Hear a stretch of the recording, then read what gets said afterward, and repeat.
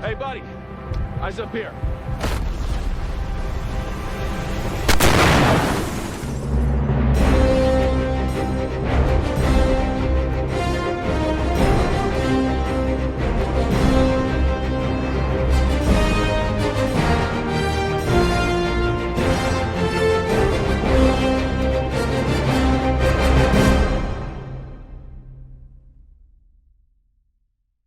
Hey guys, it's Jedi Joey, or Grey Jedi Joey, whatever you prefer to do. We have a lot of videos coming out today because it's Friday.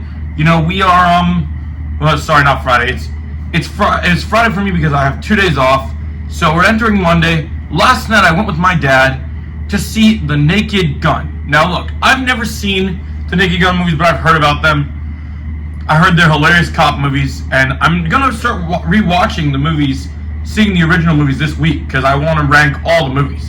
So I'll be getting to that later this week, but we're just going to talk about just the newest one. And the one that attracted me to this one is, I'm a huge Liam Neeson fan. I've seen Taken, I've seen Non-Stop, I thought it was hilarious in Ted. I mean, this is Qui-Gon Jinn, Aslan, I mean, Ra's al Ghul, like, he's been so many great characters.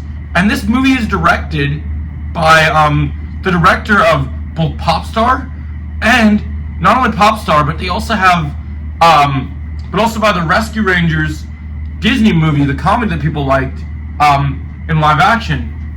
He directed this, so who wouldn't think Disney comedy would equal adult comedy, but it does.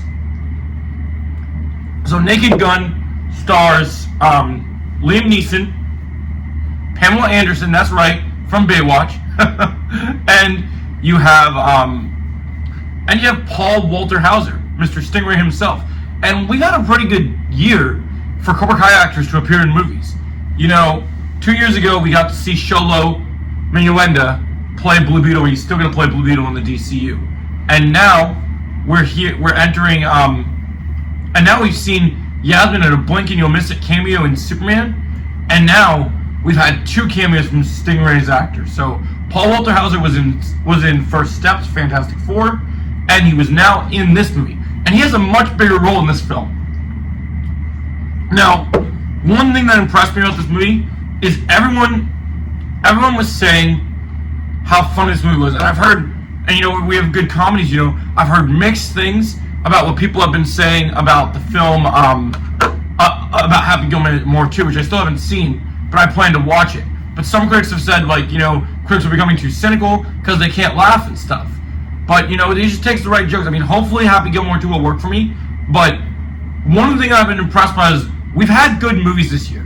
We had 3 great superhero movies and 1 misstep.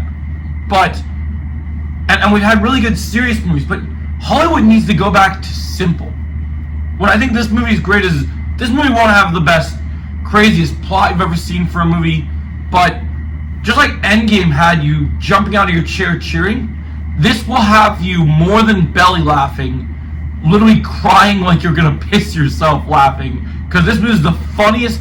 This is not only the funniest movie I've seen this year, it's the funniest movie I've seen over the last decade. We have not had a good comedy like this in a long time. This is probably the best comedy since like classic American Pie and some of the other really good ones. Like, we've had good ones over the years, but this one is like, not sometimes there's funny jokes, it's every 5 seconds there's a joke. So sometimes you might miss one of the previous jokes because you're like, what? That's hilarious. Like, and what really works about this movie is like, Liam Neeson isn't trying to be funny, so he's playing the son to the lead character in the original movies in this movie, Frank Duke Jr.